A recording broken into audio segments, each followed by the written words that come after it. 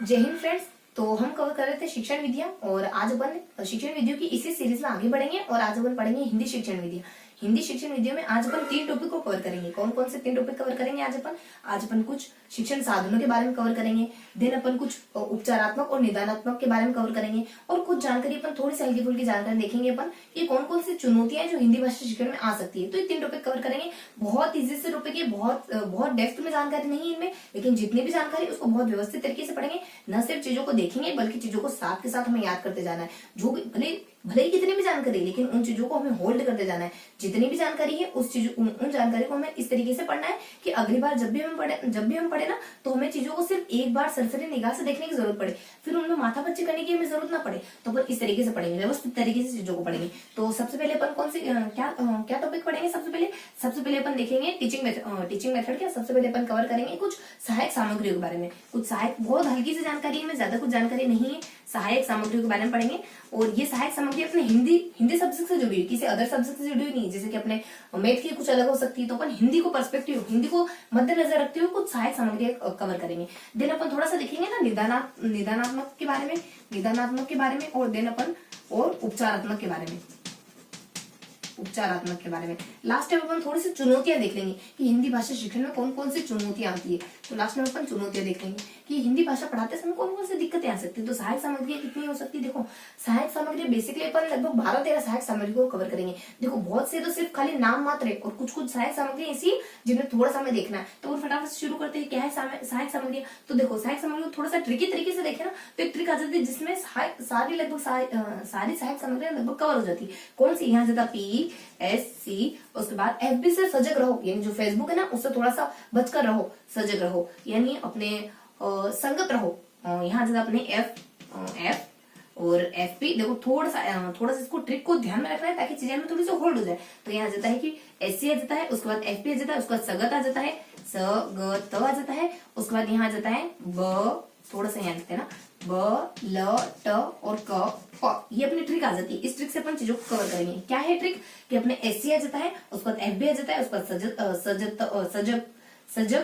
आ जाता है, मतलब सजग, ध्यान रखना है, सजग आ जाता है, उसके बाद वलट कप आ जाता है। देखो, कोई SC कास्ट का लड़का है, वो कह रहा है कि आप SC से ना सजग रहो, यानी फेसबुक से थोड़ा सा सजग रहो। फेसबुक हमारी जिंदगी में बहुत ज्यादा उतरती जा रही है, थोड़े से इससे सजग रहो। और जो कप सीधा पड़ा हुआ है इसमें मक्खी गिर जाएगी, कप को उल्टा कर दो। कैसी बात कर रहे हो? कप को उल्टा करेंगे तो चाय नहीं डूल जाएगी? हाँ, डूलना, मतलब कि चाय नीचे गिरे तो गिरने दो। ढुलना, देखो ढुलना शब्द गलत होता है, ढुलना नहीं होता है। वैसे बेसिकली आप गिरना कह सकते हो, तो अपन गिरना कहेंगे। तो हाँ, चाय गिरे तो, लेकिन हमारी मक्खी चाय में नहीं तैरनी चाहिए, तो हमारी चाय गिर जाए तो कोई बात नहीं। इस तरीके से देखो, थोड़ा सा ट्रिकी, थोड़ा सा फनी और थोड़ा सा अनअरेंज तरीके से चीजों को याद रखना है। इससे चीजें लंबे समय तक याद रहती है।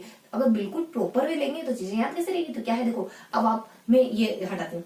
देखो क्या ट्रिक थी अपनी? तो ट्रिक क्या थी कि अपने कोई SC कास्ट का लड़का क्या कह रहा है कि FB की संगत में कम रहो, FB की संगत में कम रहो और कप को पलट दो। तो थोड़ा सा अटपटा है ना, तो अटपटी चीजें हमें याद रहती है। माइंड ऐसे ही काम करता है। इस तरीके से हमें चीजों को ध्यान रखना है। अपने SC को अपने FB की संगत में कम रहो और कप को पलट दो, यानी पलट कप दो। इसमें क्या सारी चीजें कवर हो जाएगी। देखो, अपने P से आ जाएगा पाठ्य पुस्तक वगैरह, S से आ जाएगा शामपट वगैरह, C से आ जाएगा अपने चार्ट वगैरह, C से अपने चलचित्र भी आ सकता है, उसके बाद F से आ जाएगा अपने फिल्म पट्टिकाएं वगैरह, उसके बाद फिर P से आ जाएगा अपने कुछ प्रत्यक्ष वस्तुएं वगैरह।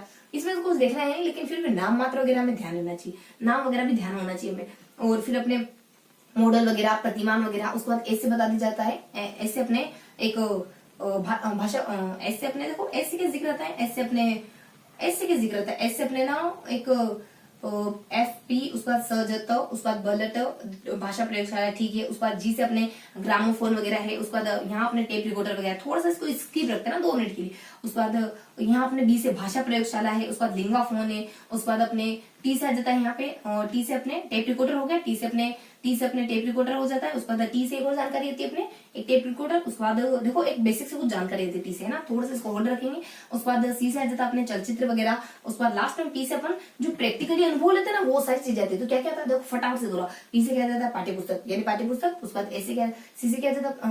अपने शामपट। हाँ, ये शिरोपड़ी बोर्ड आ जाता है। जो शिरोपड़ी होता है ना, OHP ओवरहेड प्रोजेक्ट, वो आता है यहाँ पे। देखो T से थोड़ा सा मिस हो रहा है। T से भी अभी देखो देखो अपने 2-5 मिनट रुकते थोड़ा सा, कभी ध्यान आ जाए वापस। तो यहाँ जाता पी से क्या जाता PSC, देखो पी से क्या जाता, पी से अपने पाठ्य पुस्तक वगैरह, देखो साथ के साथ तुम्हें भी बोलना है पी से। देखो मेरा मकसद है आपको चीजें याद हो, तो चीजें व्यवस्थित तरीके से याद होनी चाहिए। क्या जाता अपने यहाँ देखो ट्रिक क्या जाती है, ट्रिक आ जाती है अपने PSC आ जाता है, उसके बाद अपने FB से थोड़े से संगत में कम रहो, FB से थोड़े संगत में कम रहो, और लास्ट में अपन कब को पलट देते हैं, यानी ऐसी कास्ट का लड़का कहता है कि FB से संगत में थोड़ी कम रहो, संगत में थोड़ा कम रहो, और उसका कब को पलट दो, 2 बातें कहता है। तो अपने FB से क्या जाता है PSC से क्या जाता है, पी से अपने पाठ्य पुस्तक आ जाता है, सी से अपने PS ऐसे अपने ना शाम पटल वगैरह आ जाता है, सी से अपने चार्ट वगैरह आ जाता है, सी से अपने चलचित्र वगैरह आ जाता है।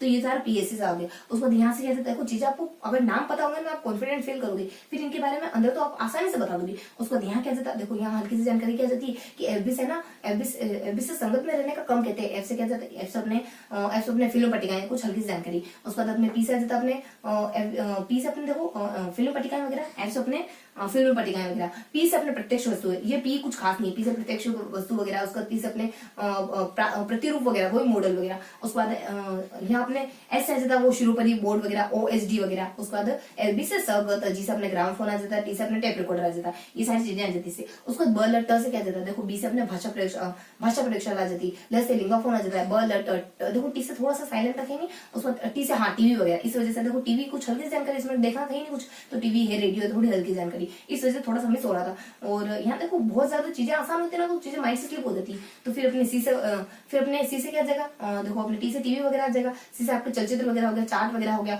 उसके बाद अपने चित्र विस्तारक, देखो चित्र विस्तारक आ जाएगा, थोड़ा सा अच्छे से जानकारी। सी से क्या क्या है, चित्र विस्तारक है, चलचित्र है, चार्ट है, ये सारी सी से हमारी चीजें। उसको पी से क्या जाएगा, पी से मतलब क्या आपको घूमना, पर्यवेक्षण वगैरह। तो ये हल्की हल्की सी जानकारी हमने देख ली कि कौन कौन सी चीजें आई। अब इनके बारे में कोई एक दो जानकारी उनको अपन देख लेते हैं। तो हमें सबसे पहले नाम याद हो गए, हमें सारी चीजों के नाम याद हो गए। अब नाम याद होने के बाद उन चीजों के बारे में थोड़ा थोड़ा अपन हल्की हल्की जानकारी लेते हैं।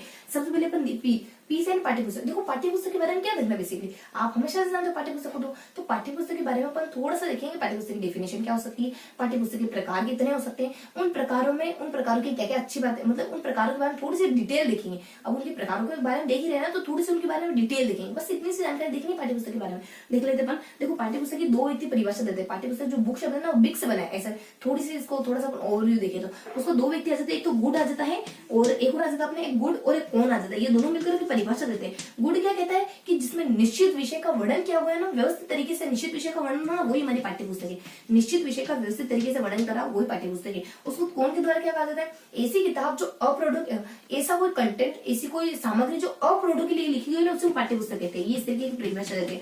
अप्रोड व्यक्ति के लिए लिखे जाते हैं ना, उसको पाठ्य पुस्तक, ये बेसिक से परिभाषा हो गई। अब इसके प्रकार कितने हो सकते हैं, तो पाठ्य पुस्तक के बेसिकली इसके उद्देश्य भी देखेंगे, इसके प्रकार भी देख लेंगे। तो पाठ्य पुस्तक के जो बेसिकली अपने उद्देश्य होता है वो क्या होते हैं, पाठ्य पुस्तक का उद्देश्य आपकी कल्पना शक्ति को बढ़ाना हो सकता है, आप में एक शैली विविधता, यानी शैली की विविधता से अवगत कराना, मतलब कि अलग अलग तरीके से पाठ्य शैली, मतलब कि उसके लिखने का तरीका अलग है, उसके लिखने का तरीका अलग है, हर एक राइटर के लिखने का तरीका अलग होता है। तो उस शैली से आपको अवगत कराना, हर लेसन अलग अलग तरीके से लिखा होगा, तो उस शैली से आपको अवगत कराना, आपको ज्ञान, मतलब कि ज्ञान देना, तो बेसिकली जानकारी। उसके बाद आपको भाषा सांस्कृतिकता से अवगत कराना, भाषा का सांस्कृतिक प्रयोग, यानी हमारे भाषा का अपन अलग अलग भाषा का सांस्कृतिक प्रयोग, यानी भाषा का हर एक संस्कृति के अनुसार अलग अलग प्रयोग होता है। किसी संस्कृति में किसी को आप कह के पुकारा जाता है, किसी संस्कृति में किसी को तू कह के पुकारा जाता है ना। देखो इंग्लिश में अपने यू है, यू को अपन तू ही कहते हैं, चाहे आप तुम ही कहते हैं, चाहे आपके लिए इस्तेमाल करो, चाहे तुम के लिए इस्तेमाल करो, लेकिन अपने यहाँ ऐसा नहीं, मतलब हिंदी में ऐसा नहीं। तो अलग अलग भाषा का अलग अलग संस्कृति में प्रयोग बताती है किताब, क्योंकि किताब में तो सारे लेसन होते हैं। तो अपनी कल्पना है, उसके बाद शैली की विविधता है, उसके बाद ज्ञान है, उसके बाद भाषा का सांस्कृतिक प्रयोग से हमें जानकारी दिलाती है किताब वगैरह होती है। और उसके बाद अपनी रुचि पैदा करती है, आपकी रुचि पैदा करती है पढ़ने में। तो थोड़ी सी इसकी किताब की ये है ना, अपने पाठ्य पुस्तक के कुछ उद्देश्य होते हैं, इन उद्देश्यों को अपन थोड़ा ट्रिकी तरीके से ध्यान रखे ना, तो अपने काश आ जाता है और वो जीबी, काश वो मेरे लिए जीबी रख देते यार, थोड़ा सा जीबी मेरे लिए भी रख देते तो मैं भी इंटरनेट से चला लेती। तो कैसे क्या जाता है, कल्पना आ जाता है, ऐसे क्या जाता है, शैली की विविधता आ जाता है, वी से क्या जाता है, व्यवहारिक ज्ञान, वी से क्या जाता है, ये व्यवहारिक ज्ञान देती है हमें। वी से क्या जाता है, विवेक, वी से क्या जाता है, आपको विवेक देती है, सही गलती की जानकारी देती है। उसके बाद व्यवहारिक ज्ञान देती है, उसके बाद आपको विवेक देती है, उसके बाद विषय की जानकारी देती है। थोड़ा सा आप ट्रिकी तरीके से ध्यान रखोगे ना, चीजें याद रहेगी लंबे समय तक। वी से अपने व्यवहार, उसके बाद वी से विवेक, उसके बाद विषय, इन सब की जानकारी देती है। उसके बाद जी से क्या, आपको ज्ञान को बढ़ाती है, जी से अपना ज्ञान हो गया। बी से अपनी भाषा होगी, कि भाषा का सांस्कृतिक प्रयोग सिखाती है हमें, भाषा के सांस्कृतिक प्रयोग के बारे में जानकारी देती है। थोड़ी से पाठ्य पुस्तक के कुछ उद्देश्य देंगे, उद्देश्य आगे। उसको पाठ्य पुस्तक के बेसिकली 2 प्रकार माने जाते हैं। अब अपन इसको थोड़ा सा रफ कर देते हैं, फिर अपन देखो यहाँ यहाँ कवर कर लेते हैं अपन। तो देखो पाठ्य पुस्तक कितने, पाठ्य पुस्तक बेसिकली कितने, दो प्रकार माने जाते हैं। एक तो सूक्ष्म पाठ्य पुस्तक होती है, एक हमारी गहन पाठ्य पुस्तक होती है। पहली होती है हमारी सूक्ष्म, दूसरी मानी जाती है हमारी गहन। ये दो प्रकार की पाठ्य पुस्तकें होती है अपनी। तो सूक्ष्म पाठ्य पुस्तक में क्या होता है, गहन पाठ्य पुस्तक में क्या होता है। सूक्ष्म पाठ्य पुस्तक जिसमें आपको चीजों को बहुत डेप्थ में पढ़ना होता है, गहराई में पढ़ना होता है। और गहन उसके बाद अपनी एक सूक्ष्म और एक और अपनी गहन, ठीक है, अपनी गहन पाठ्य पुस्तक होती है। सूक्ष्म ठीक है, सूक्ष्म, उसके बाद एक गहन, एक द्रुत गति वाली होती है जिसको अपन गहन के नाम से जानते हैं, और जिसको अपन है ना गहन, हाँ ठीक है, अपन उसको सेकंड वाली पाठ्य पुस्तक अपन गहन के नाम से जानते हैं। देखो नाम भले ऐसा लग रही है गहन, लेकिन इसमें ना व्यापक तरीके से, इसमें ना मतलब चीजों को ब्रॉड तरीके से देखा जाता है, ऊपरी ऊपरी तौर पर सारी चीजों को पढ़ा जाता है, यानी द्रुत गति से इसमें वाचन होता है। ये वाली किताब होती है गहन अध्ययन वाली। देखो सूक्ष्म, लेकिन सूक्ष्म को ध्यान रखना है कि सूक्ष्म हमारी बिल्कुल स्पेसिफाई होती है, चीजों को बहुत बारीकी से पढ़ना होता है इसमें। और गहन वाली चीजों को ब्रॉड रूप से देखती है, चीजों को ऊपरी तौर से देखती है, जैसे अपन ऊपर से देखते हैं चीजें कितनी सारी दिखाई देती है हमें, देखो सारी चीजें कवर हो जाती है, उस तरीके से पढ़ने पर ध्यान देती है सूक्ष्म वाली। इसकी कुछ अच्छी बातें होती है, मतलब इसकी कुछ डिटेल देखेंगे इससे, इस तरीके की किताबों के बारे में। इसकी और सेकेंडली अपन जो गहन अध्ययन वाली किताबें होती है ना, उनके बारे में कुछ डिटेल देखेंगे। क्या सूक्ष्म अध्ययन वाली किताबें आपको एक शब्द का ज्ञान करा देती है, उसका भाषा का ज्ञान करा, मतलब पर्टिकुलर शब्दों का अच्छे से ज्ञान करा देती है, भाषा का ज्ञान करा देती है, लोकोक्ति मुहावरे का ज्ञान करा देती है। इन्हीं को एक्चुअली में पाठ्य पुस्तकों के नाम से जाना जाता है, इन्हीं को गहन अध्ययन की किताब, गहन पाठ्य पुस्तक के नाम से जाना जाता है। ये थोड़ा सा नाम, थोड़ा सा मेरे को नाम थोड़ा आगे पीछे लग रहा है। देखो इसका नाम है ना द्रुत गति से पढ़ने वाली बुक हो सकता है, यानी सूक्ष्म उसका द्रुत, सूक्ष्म और द्रुत। देखो थोड़ा सा हमको नाम लग ही रहा था कि गहन कैसे नाम हो सकता है, और फिर भी इससे ध्यान आ रहा था कहीं कहीं की स्मृति में कि नहीं है सेकंड नाम तो शायद गहन ही, लेकिन नाम यहाँ गहन नहीं, क्योंकि गहन तो बिल्कुल इसके विपरीत हो रहा है। नाम क्या, इसका द्रुत गति से पढ़ने वाली किताब है। तो एक तो होती है सूक्ष्म गति से पढ़ने वाली किताब है, एक होती है द्रुत गति से पढ़ने वाली किताब है। तो दो प्रकार होते हैं अपनी किताबों के बेसिकली। तो यहाँ आपने देखो सूक्ष्म में क्या क्या देखा, आपको शब्दों का ज्ञान करा देती है, आपको भाषा का ज्ञान करा देती है, आपको भाषा का ज्ञान करा देती है व्यवस्थित तरीके से। उसके बाद आपको लोकोक्ति और मुहावरे का ज्ञान करा देती है व्यवस्थित तरीके से। उसके बाद इन्हीं को अपन गहन पाठ्य पुस्तक के नाम से जानते हैं, इन्हीं को अपन पाठ्य पुस्तक के नाम से जानते हैं। आपको प्रसंग की अच्छे से जानकारी करा देती है ये वाली किताबें, आपको कवि के विचारों से भली बातें अवगत करा देती है ये वाली किताबें। तो इस तरीके से आपको ज्ञान, आपके ज्ञान में वृद्धि करती है ये किताबें। तो ये सूक्ष्म किताबें। उसको द्रुत गति से पढ़ने वाली किताबें, इनको बहुत फास्ट स्पीडली पढ़ना होता है। स्पीड से पढ़ने के साथ साथ आपको अर्थ भी ग्रहण करना होता है। इसमें ना तो अपनी व्याख्या पर ध्यान होता है शब्दों की, ना ही इसमें शब्दों को ज्यादा डिटेल से बताया जाता है, मतलब शब्दों की जो एक्सप्लेनेशन है ना उस पर ध्यान नहीं होता है। अगर आपको कोई शब्द समझ में नहीं आया तो इसमें आप इसमें ना डिक्शनरी का इस्तेमाल कर लेते हो, इस तरीके की जानकारी होती है इसमें। द्रुत गति से पढ़ना, द्रुत गति फटाफट से पढ़ना, आपको ज्यादा कंटेंट पढ़ना है इसमें। तो ये किताबें दो प्रकार, इन दो प्रकार की थोड़ी सी अपने थोड़ी सी अदर जानकारी देखी। तो क्या देखा अपने पाठ्यपुस्तक के बारे में, बेसिकली तीन चीजें देखी पाठ्यपुस्तक के बारे में। इसकी परिभाषा के बारे में कवर करा, देन इसके उद्देश्य के बारे में कवर करा, लास्ट में आपने देखा किताबों के दो प्रकार होते हैं, दो प्रकारों, ये दो प्रकार हमें क्या क्या बताते हैं। और एक छोटा सा टॉपिक और कवर कर लेते हैं अपन कि सहायक जो किताबें होती है उनके इनकी गुण क्या हो सकते हैं, किताबों के गुण और दोष क्या होते हैं। देखो ये तो अपन जानते हैं बेसिकली किताबों के गुण और दोष। अब हम किताबों के गुण देखेंगे, उसका किताबों के दोष देखेंगे। देखो गुण क्या हो सकते हैं, किताबें व्यवहारिक होनी चाहिए, किताबें क्रमबद्ध होनी चाहिए, जीवन से संबंधित होनी चाहिए, उसका रुचि पैदा करने वाली होनी चाहिए, उसके बाद ज्ञान बढ़ाने वाली होनी चाहिए, नैतिकता का बोध कराने वाली होनी चाहिए, उसके बाद उसमें सुसंगतता पाई जानी चाहिए, उसके बाद उसमें ना एक व्यवस्थित संपादक होना चाहिए, उसकी जिल्द उसका कवर अच्छा होना चाहिए, उसके पेज वगैरह चाहिए, उसकी बाहरी विशेषता पेज अच्छे होने चाहिए। इस तरीके के इसके सामान्य से गुण होते हैं। दोष क्या हो सकते हैं, इन्हीं को थोड़ा विपरीत कर दो, अव्यवहारिक होनी चाहिए, उसके बाद अशुद्ध होनी चाहिए, और ज्ञान व्यवस्थित ज्ञान ना प्रदान करती हो, नैतिकता का बोध ना कराती हो, इस तरीके की इनकी बातें होनी चाहिए। और बाहरी वही यानी कागज अच्छे ना हो, तो इस तरीके से गुण दोष। लेकिन जो सहायक बुक्स होती है ना, जो किसी की हेल्पिंग बुक्स की तरह काम करती है, उनकी क्या क्या अच्छी बातें होनी चाहिए। देखो सहायक बुक्स की मेन अच्छी बात क्या होनी चाहिए कि वो आपको उसकी भाषा ना थोड़ी सी ठीक ठाक होनी चाहिए, भाषा थोड़ी सी ठीक ठाक हो, मतलब इतनी भी बोलचाल की भाषा ना हो, लेकिन आपकी जो शब्दावली इसमें प्रयोग हो रही हो ना, वो आपकी सक्रिय रूप से इस्तेमाल करने वाली शब्दावली प्रयोग तो होनी चाहिए। ऐसी शब्दावली का इस्तेमाल हो जो जनरली आप इस्तेमाल करते हो, ताकि आपको चीजें आसानी से समझ आ जाए। आप सहायक किताबें क्यों पढ़ते हो, ताकि आपको चीजें अच्छे से समझ आए। आप पाठ्यपुस्तक की किताबें तो पढ़ते हो, लेकिन साथ साथ दूसरी किताबें क्यों पढ़ते हो, ताकि इंटरेस्ट डेवलप हो। तो ये जो शब्दावली है थोड़ी सी इजी गोइंग होनी चाहिए, लेकिन हाँ बोलचाल की भाषा थोड़ी ठीक ठाक होनी चाहिए। उसके बाद सेकेंडली इसमें ना शब्दों पर, इनकी क्लिष्टता पर ध्यान नहीं होता है, यहाँ ध्यान होता है, फोकस होता है पूरा मीन्स पर, अर्थ पर। ना तो बड़े बड़े वाक्य इस्तेमाल करे जाते हैं इसमें, क्योंकि आपको मीन्स आपको है ना इसमें रुचि इंजेक्ट करनी, रुचि पैदा करनी बच्चों की। ना तो इसमें कोई बड़े बड़े वाक्यों का इस्तेमाल किया जाता है, और ना ही इसमें ना कुछ इतने बड़े वाक्य होते हैं जो आपको अर्थ की दृष्टि से क्लिष्ट हो जाए, इस तरीके के वाक्य का इस्तेमाल नहीं किया जाता है। लेकिन अभ्यास जरूर होता है इसमें रियाज के लिए, अभ्यास के लिए कुछ एक पर्टिकुलर सेक्शन डिफाइन होता है। तो ये सारी इसकी अच्छी बातें। उसके बाद नैतिकता का बोध कराने वाली होनी चाहिए, आपकी रुचि पैदा करने वाली होनी चाहिए, आपके जीवन को एक प्रॉपर दिशा निर्देश देने वाली होनी चाहिए। तो ये कुछ इसके बारे में जो सहायक किताबें उनके गुण होते हैं। तो फटाफट से अपन सहायक किताबों के गुण मेंशन कर लेते हैं। यहाँ जब अपने ये तरीका देखे हैं अपनों ने, और उसके बाद अपने बुक के बारे में कवर करा ना, तो बुक के बारे में देखो सहायक किताबों के गुण तो अपने कवर कर लिए, तो ये अपने पाठ्यपुस्तक के बारे में पूरा कवर कर लिया। जो पाठ्यपुस्तक के बारे में कवर करा वो क्या क्या कवर करा अपने, पाठ्यपुस्तक की परिभाषा को कवर करा अपने, पाठ्यपुस्तक की परिभाषा को कवर करा अपने। देन सेकेंडली अपने कवर करा इसके प्रकारों के बारे में, और इसके फिर गुणों दोष, थोड़ा सा इसके गुणों दोष के बारे में उन्होंने जानकारी ली। उसके बाद इसके प्रकारों के बारे में, इसके परिभाषा के बारे में, इसके प्रकारों के बारे में, इसके गुणों दोष के बारे में। उसके बाद सहायक पाठ्यपुस्तक के गुण क्या हो सकते हैं, उसके बाद जो सहायक पाठ्यपुस्तक होती है ना, सहायक पाठ्यपुस्तक, उसके क्या गुण हो सकते हैं, इसके बारे में जानकारी ली। तो ये मोटा मोटी हमने देख लिया पाठ्यपुस्तक के बारे में। अब अपन किसके बारे में देखेंगे, पीएससी। देखो एससी कास्ट के लड़के ने सलाह दी थी अपनी, तो अपने पीएससी आ जाता है। अब क्या देखेंगे अपन, देखो यहाँ अपने देखो तो टॉपिक लिख लेते हैं, निदानात्मक और उपचारात्मक। पीएससी, उसके बाद अपन एस के बारे में देखेंगे, यानी अपन शामपट के बारे में जानकारी कवर करेंगे। हम शामपट के बारे में जानकारी कवर करेंगे। देखो शामपट के बारे में क्या क्या देखना है, देखो शामपट के बारे में अपन फटाफट से देख लेते हैं। शामपट के बारे में तो बेसिक से इन्फॉर्मेशन देखनी। शामपट पे आप क्या क्या दिखा सकते हो, शामपट पे आप सारांश वगैरह दिखा सकते हो। देखो पहले अपन थोड़ा सा रिटर्न में करे थे, फिर अपन देखते हैं। देखो शामपट पे अपन सारांश वगैरह लिख सकते हैं, शामपट पर कोई चित्र वगैरह दिखाया जा सकता है, और शामपट पर कोई प्रदर्शन वगैरह कुछ भी प्रदर्शन कर सकते हो। उसके बाद आपकी जो टीवी है, उसके बाद कोई भी जो दृश्य और श्रव्य जो सहायक सामग्री है ना, उनको दिखाने के लिए, उनको रिप्रेजेंट करने के लिए शामपट का इस्तेमाल किया जाता है। जो दृश्य टीवी वगैरह हो गया, या फिर आपके कोई ऐसी कोई दृश्य और श्रव्य जो दोनों की डिग्री में आती हो ना, वो कोई ऐसी सामग्री हो गई ना, तो उसको दिखाने के लिए, उसकी पिक्चर को शो करने के लिए अपन शामपट का इस्तेमाल करते हैं। यहाँ से आपने जैसे अपने टीवी वगैरह या फिर दृश्य श्रव्य सामग्री को प्रदर्शित करने में, दृश्य सामग्री को प्रदर्शित करेंगे ना, तो कहीं कुछ ना कुछ तो बेस होगा दिखाने का, तो बेस अपना शामपट होता है बहुत बार दृश्य सामग्री के प्रदर्शन में। तो बेसिकली यहाँ पर इस्तेमाल करते हैं। कौन कौन सी बातें ध्यान रखनी चाहिए, इसमें ध्यान रखने वाली लायक बातें हैं कि यहाँ पर ना आकार से सही व्यवस्थित होना चाहिए शब्दों का। उसके बाद यहाँ पे अपनी दिशा सही होनी चाहिए, मतलब बिल्कुल व्यवस्थित तरीके से लिखा हुआ होना चाहिए। उसके बाद बच्चों को भी अवसर देने चाहिए लिखने के, बच्चों को अवसर प्रदान करने चाहिए। उसके बाद और आ जाता है यहाँ अपने आकार वगैरह, उसके बाद अपने दिशा वगैरह, उसके बाद बच्चों को लिखने के अवसर वगैरह दिए जाना चाहिए।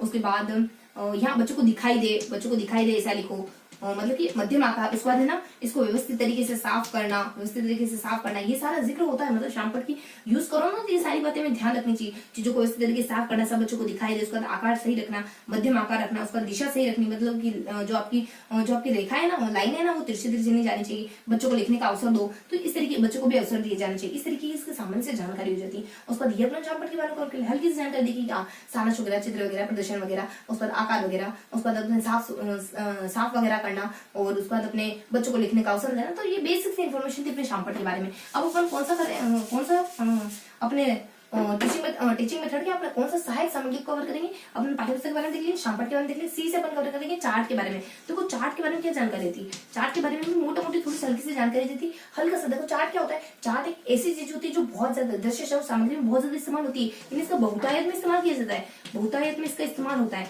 सेकेंडली इसमें बात हो सकती है कि इसमें क्या क्या चीजें शामिल होती है। चार्ट में आपकी रेखाएं, चार्ट मतलब किससे मिलकर बना होता है, रेखाओं वगैरह से, शब्दों से, यानी शब्द भी आ सकते हैं इसमें, रेखाएं वगैरह भी आ सकती हैं, या फिर चित्र वगैरह भी। इन सब से मिलकर, इन सब का सम्मिलन, इन सब का मिश्रण ही तो चार्ट कहलाता है। उसके बाद नेक्स्ट जानकारी थी चार्ट का, कि चार्ट का इस्तेमाल कहाँ करते हैं, तो नियमों के लिए करते हैं अपन। नियमों है, सूत्र है, उसके बाद नियम है, सूत्र है, इन चीजों को लिखने के लिए अपन चार्ट का बेहतरीन तरीके से इस्तेमाल कर सकते हैं। उसके बाद और जानकारी क्या जाती है अपनी चार्ट की, देखो अपने बेसिक से इन्फॉर्मेशन आ जाती है चार्ट की, नियमों को, सूत्रों को लिखने में। उसके बाद हमें बहुतायत में इसका उपयोग होता है, रेखा, शब्द और चित्र, इन सबका मिश्रण माना जाता है अपने चार्ट। और उसके बाद अपने देखो और क्या जानकारी दे सकते हैं चार्ट को इस्तेमाल करते समय हमें क्या क्या सावधानियां रखनी चाहिए। तो बेसिक से इन्फॉर्मेशन आ जाती है अपने चार्ट की। उसके बाद चार्ट को इस्तेमाल करते समय क्या क्या सावधानियां रखनी चाहिए, और यहाँ देखो सावधानी रखनी चाहिए वही सारी सावधानियां कि आप संकेतक का इस्तेमाल करो। अगर चार्ट से परिचय पड़ा है तो संकेतक का इस्तेमाल करो, रंगीन होने चाहिए चार्ट। उसका जो वास्तविक, देखो चार्ट को सबसे अहम बात चार्ट को ना यहाँ लिखते हैं, यहाँ देखो बहुतायत में लिखा है ना। एक और बात कर लेते हैं कि चार्ट को वास्तविक वस्तु की कंकाल के नाम से जाना जाता है। वास्तविक वस्तु के कंकाल के नाम से भी जाना जाता है, क्योंकि एक ढांचा उपलब्ध करा देती है। उसके बाद कहाँ देखते हैं, संकेतक का इस्तेमाल करो। उसके बाद रंगीन, यानी चार्ट जो होना चाहिए रंगीन होना चाहिए। आकार और प्रकार में और हो सके तो रंग में भी। इन दोनों में जो वास्तविक वस्तु है ना उसी के पैरेलल होना चाहिए, उसी के अनुसार होना चाहिए। संकेत है कि उसका रंगीन है, उसका आकार है, इसको व्यवस्थित जगह लगाया जाना चाहिए। यानी स्थान भी इसका व्यवस्थित प्रॉपर होना चाहिए। उसके बाद बच्चों को आकार, बच्चों को दिखाई दे ऐसा होना चाहिए। देख लिया अपना आकार वगैरह। और बस इतनी सी हल्की सी इसकी जानकारी होती है। ये होता है चार्ट के बारे में। तो अपना चार्ट के बारे में बेसिकली जानकारी देखिए। क्या देखिए कि चार्ट है ना किसका सम्मिश्रण है, रेखाओं का, उसके बाद अपने शब्दों का, इन सबका मिश्रण है। उसके बाद इसका बहुतायत में उपयोग होता है दृश्य सामग्री के तौर पर। सूत्र और नियमों के लिए इसका उपयोग करते हैं बेसिकली। इसको ना वास्तविक वस्तु के कंकाल के रूप में जानते हैं। उसके बाद इसकी अदर जानकारी क्या होती है, इसके आकार वगैरह के बारे में, इसके चित्र, इसके जो आकार है, जो रंग है, वो वास्तविक वस्तु के बराबर होना चाहिए। और सेकेंड आ जाती है कि बच्चों को दिखाई दे ऐसा होना चाहिए। उसके बाद इसमें संकेतों का इस्तेमाल करोगे जब भी इसका प्रयोग करोगे तो ये सारी जानकारी देती है चार्ट के बारे में। अब अपन देखेंगे ना थोड़ा यहाँ जब आपने 3 बातें कवर कर ली अपने। कौन कौन सी बातें कवर कर ली? सबसे पहले अपने पाठ्यपुस्तक के बारे में जानकारी कवर कर ली। सेकेंडली अपने श्यामपट्ट के बारे में जानकारी कवर कर ली। अभी अपने चार्ट के बारे में जानकारी देख ली। अब अपन देखेंगे सी से। देखो अपने क्या था, पीएससी, एससी कास्ट के लड़के हैं, अभी पीएससी तक ही पहुंचे, पीएससी। उसके बाद अपनी सीसी एक और क्या, चित्र विस्तारक। देखो चित्र विस्तारक के बारे में कुछ हल्की सी जानकारी दी थी। चित्र विस्तारक में क्या जानकारी थी? देखो चित्र विस्तारक में कुछ हल्की सी जानकारी देती है कि चित्र विस्तारक में आप आंकड़ों को भी दिखा सकते हैं, आंकड़ों को प्लस चित्रों को, इन दोनों को आप बड़ा करके दिखाते हो, यानी आकार से बड़ा करके, आकार में वृद्धि करके दिखाया जाता है, आकार में वृद्धि करके दिखाया जाता है। कब दिखाया जाता है? जब आपका श्यामपट्ट विफल हो जाता है, जब श्यामपट्ट का एक प्रॉपर इस्तेमाल नहीं कर पाते ना इन चीजों को दिखाने के लिए, तब इस्तेमाल किया जाता है जब श्यामपट्ट विफल होता है। श्यामपट्ट विफल, जब चीजों को दिखाने में श्यामपट्ट विफल होता है, इससे बच्चों में रुचि ज्यादा डेवलप हो जाती है। इस तरीके की चीजों को अपन विस्तार से दिखाते हैं। बस इतनी सी जानकारी। अपन चित्र विस्तार को अपन दृश्य सब कैटेगरी में मानते हैं। देखो अपन है ना, देखो अपन ये अपना पूरा कवर हो जाए, पूरा अपने सहायक सामग्री पोर्शन। उसके बाद अपन हल्का हल्का ये देख लेंगे कि कौन से श्रव्य में आती है, कौन से दृश्य में आती है और कौन से दृश्य श्रव्य में आती है। वैसे तो अपने को जानकारी है, लेकिन फिर भी चीजों को थोड़ा सा स्पेसिफाई करने के लिए एक बार अपन फिर भी हल्का सा जिक्र कर लेंगे ना। तो अपने चित्र विस्तारक के बारे में अपने देख लिया। और नेक्स्ट अपन पढ़ेंगे अपने पीएससी के बारे में कवर कर लिया अपने। तो अपना पीएससी पूरा कवर हो गया। अब उसके 2 ट्रिक्स आ जाती है, पीएससी की 2 ट्रिक्स आ जाती है कि एफबी की संगत में कम रहो और कप को पलट दो। तो एफबी की संगत देखेंगे अपन। एफ यहाँ से अपने एफ पी स ग त। तो देखो एफ से क्या देखना है अपने को? एफ से देखना है फिल्म पट्टी का है। एफ से देखना है अपने को फिल्म पट्टी का है। कुछ ज्यादा नहीं होती, बस ये इन्हीं को पट्टी का है। ये स्लाइड जो अपने स्लाइड्स होती है ना, स्लाइड इन्हीं को अपन फिल्म पट्टिकाएं कहते हैं। स्लाइड कब बनाते हैं? पढ़ने से पहले स्लाइड बनाते हैं और स्लाइड बना करके प्रोजेक्टर के थ्रू बच्चों को दिखाते हैं। तो बस यही तो होता है कि यहाँ पे पढ़ने से पहले, यानी बच्चों को पढ़ाने से पहले स्लाइडों का निर्माण करना होता है। पढ़ाने से पूर्व स्लाइडों का निर्माण आवश्यक होता है। सेकंड जानकारी क्या होती है इसी में जानकारी होती है कि प्रोजेक्टर के थ्रू स्लाइडों को दिखाया जाता है। इन प्रोजेक्टर के इस्तेमाल से आप स्लाइड को दिखा सकते हो। प्रोजेक्टर के थ्रू स्लाइडों को दिखाना होता है। बेसिक इन्फॉर्मेशन बस इतनी जानकारी थी कि स्लाइड जो होती है ये अपने प्रोजेक्ट पढ़ाने से पहले तैयार की जाती है और प्रोजेक्टर थ्रू स्लाइडों को दिखाते हैं। बस उसके बाद यह फिल्म पट्टिका स्लाइड। उसके बाद पी से क्या देखेंगे अपन? यहाँ अपन पी से कवर करेंगे। देखो पी से 2 जानकारी थी, उनको कवर करने की जरूरत है नहीं। और पी से अपने एक तो प्रत्यक्ष वस्तु, ये भी तो अपना एक सहायक, ये भी अपने सहायक साधन है। देखो चीजें सरल है, इसका मतलब ये नहीं कि चीजें हमें देखनी नहीं, चीजें सरल है इसका मतलब हमारा एक भी नंबर मिस नहीं होना चाहिए यहाँ से। उसके बाद प्रत्यक्ष वस्तु आ जाती है। उसके बाद यहाँ आ जाता अपने सेकेंड एक प्रतिरूप वगैरह, प्रतिरूप या मॉडल वगैरह। देखो प्रतिरूप या मॉडल क्या होता है? वास्तविक वस्तु के आकार प्रकार जितने ही कोई दूसरा अन्य प्रतिरूप होता है, यानी इसमें आकार व रंग वास्तविक वस्तु जितना ही होना चाहिए। आकार व रंग वास्तविक वस्तु के समान। ताजमहल का कोई मॉडल दिखा दिया, यही ताजमहल का मॉडल दिखा देना। इस तरीके की इसमें जानकारी दी थी। बस ये देख लिया अपनों ने प्रतिरूप के बारे में, मॉडल के बारे में। उसके बाद SGT, ऐसे अपन देखेंगे शिरोपरि के बारे में। शिरोपरि यानी कि ओवरहेड प्रोजेक्टर, जो शिरोपरि के नाम से जाना जाता है हिंदी में।